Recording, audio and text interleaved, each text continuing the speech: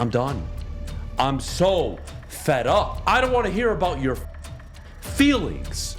I don't give a damn about your feelings. Because all he finds a way to do, you talk about biting kneecaps, the only thing he's doing with kneecaps is taking a 12 gauge and shooting himself. I shouldn't have to be watching the Giants winning football games. Hey, they're the Giants. They got Daniel Jones. They got Kadarius Toney, Kenny Galladay, who doesn't know how to play football, who all he knows how to do is throw away football games. That's it. All he knows how to do is lose. And you know what? I don't have much patience for this kind of stuff, all right? Try to be respectful. Try to be patient. But no. I'm done with the honeymoon period. I'm done with the, oh man, I've just gotten to know you. I'm so excited to meet you phase. I'm done with any of it. However you want to define it, I really don't care. I'm done with Dan Campbell. Now, I'm not saying fire him at all.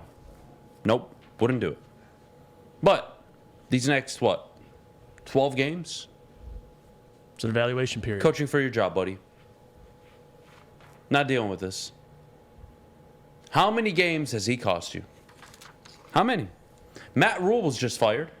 You know how many wins Matt Rule had in 2 years? What was that, 11? 11. Dan Campbell over the next 17 games would have to be 7-10 to match the record of Matt Rule, who was just kicked out of town in Carolina. Think about that. Oh, well, Matt Rule had a 7-year contract. Well, Dan Campbell has 6, and nobody cares. It's the NFL. Turn it around. I shouldn't have to be watching the New York God-you-know-what Giants. I shouldn't have to be watching the Giants winning football games with a roster that is not as talented as Detroit's. Is the quarterback better? Nope.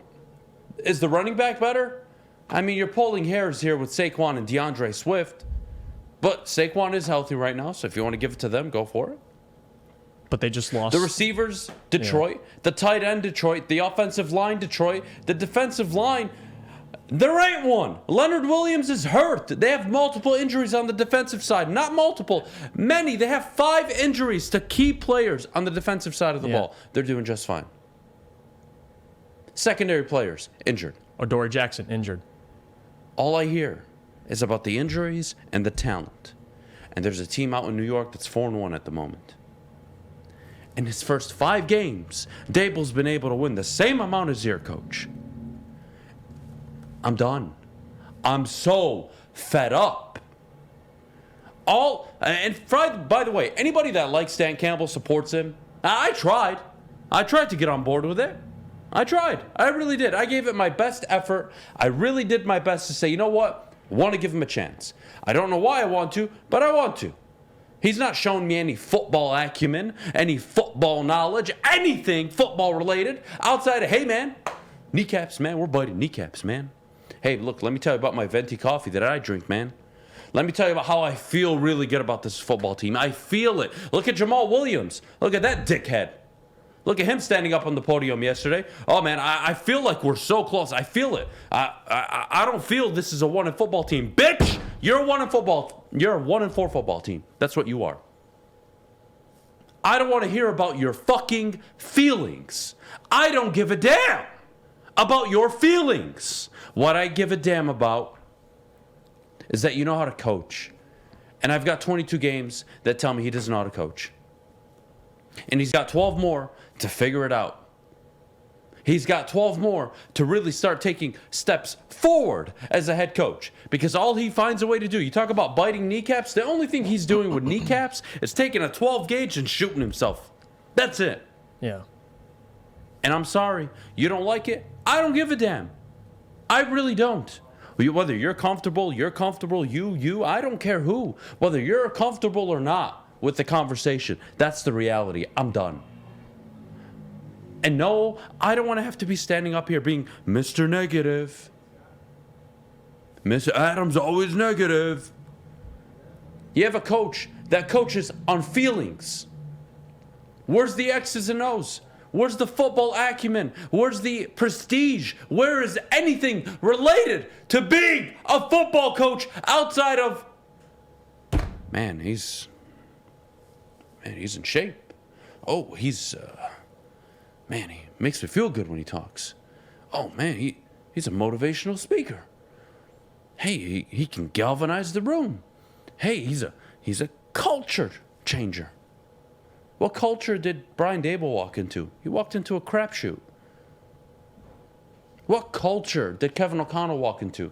It was an underperforming, mediocre football team. What culture did Nick Sirianni walk into? It was a team that they didn't know who they were or where they were going. And he made the most of Jalen Hurts, and they made the wild card his first year. And now they're suddenly 5-0, looking like one of the better teams in football. What culture did Doug Peterson, Arthur Smith, they all walked into disasters. And there's no perfect scenario for most coaches. You're typically walking into a situation where, man, you know what? It's not the best situation. I'm going to turn it around. That's your job. Right. And I got 22 games. He's 4-17-1. I'm not saying fire the guy. I'm not saying him fire after the bye, fire him after Dallas. But you guys want a reality check? You got Dallas, you got Miami, you got Green Bay. And not too long after that, you got Buffalo. So let's say you are fortunate to go 2-3 over your next few games, which won't happen. Let's say 1-4. You're 2-8. I want to hear from you, Dan Campbell supporters. Mm-hmm. I want to hear from it. I want to hear from all of you. I want to hear it.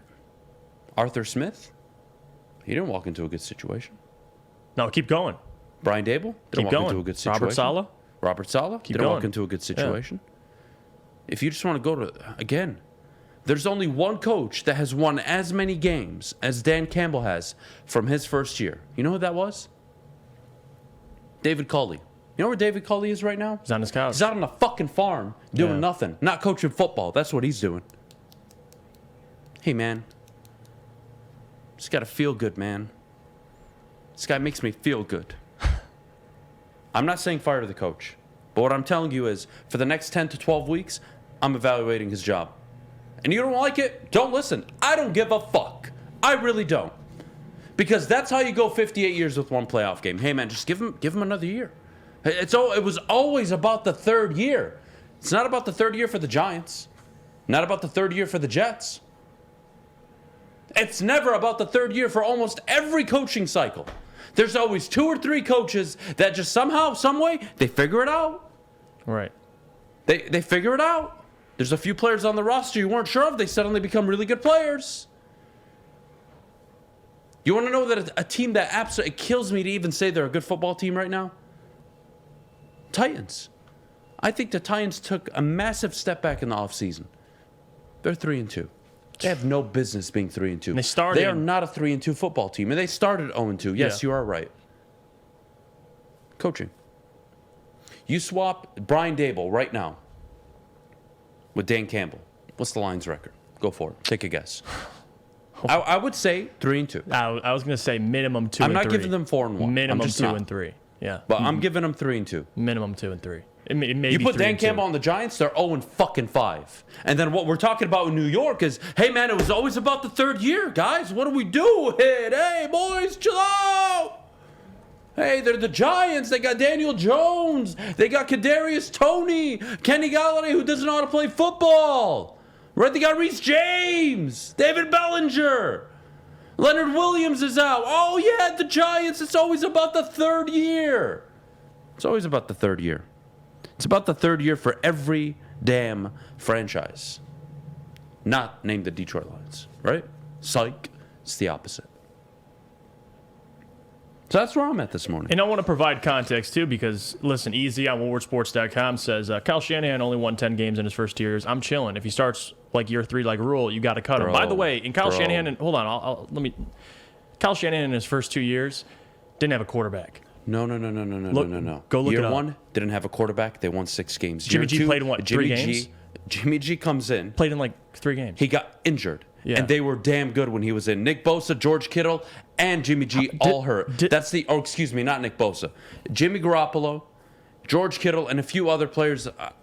Forget them off the top of my head. They were hurt that year. They basically tanked. They get Nick Bosa, boom, they're in the Super Bowl. Last I checked, Kyle Shanahan was a highly regarded OC who even in that time had the offense actually looking pretty decent. He actually gave you something to work with. You have a coach who all he knows how to do is throw away football games.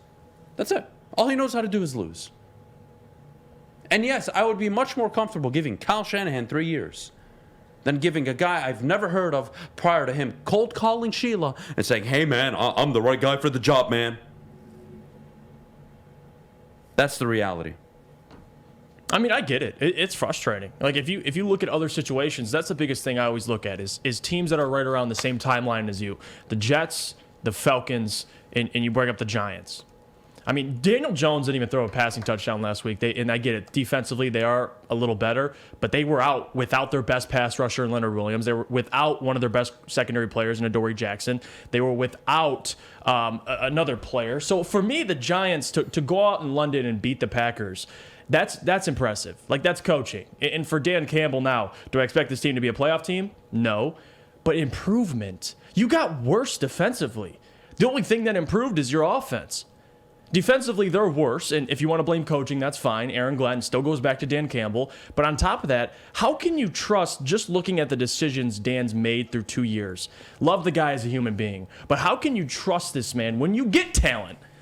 Because the excuse, well, he doesn't have the talent right now. Well, I see how he's coaching on the field, and I see the decisions he's making. How can I be confident to give him talent? Or what happens when you give him talent? What do you think all of a sudden he's just not going to go for it anymore? What do you think of the Jets this year? I think they've been impressive. You lose your starting quarterback, and Joe Flacco gets you to what? Well, 2-2. I understand, but what I'm asking It's impressive. is, what have you made of the development of the Jets? Right, they're 4-13 last year. Okay, Right. They were 2-14 the year prior. Robert Saleh's first year 4-13. Year 2, they're 3-2. Year 1, they ranked 32nd in points allowed, 32nd in yards allowed on defense. They're 18th and 10th. The Lions last year, 31-29. This year, 32-31 on defense. 0 improvement on the defensive side of the ball. And 10 of their 15 draft picks have been on the defensive side of the ball. Mm-hmm.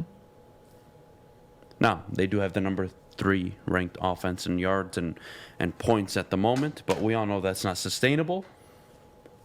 Well, just like Goff's played through 4 games. Goff isn't a 45 touchdown a year guy. He just isn't. That pace was ridiculous. But it was nice to see.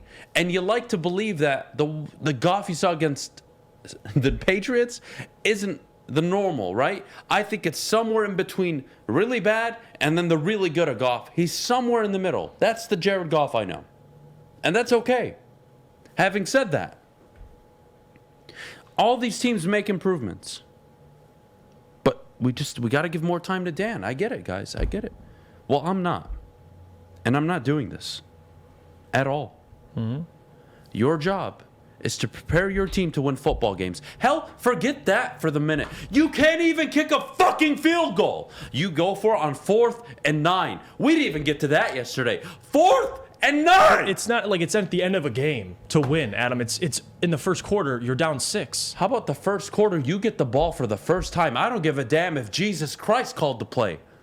I don't care. 4th and 1 against a rookie quarterback. Play the field position. Right. No, we're going to go for it. We're going to give Bailey Zappi a short field because we feel good about it. Make him go 40 yards. Oh, my God. Have some common sense. Yeah. Make the rookie quarterback work. And the next thing you know, all your dumbass decisions cost you 13 points.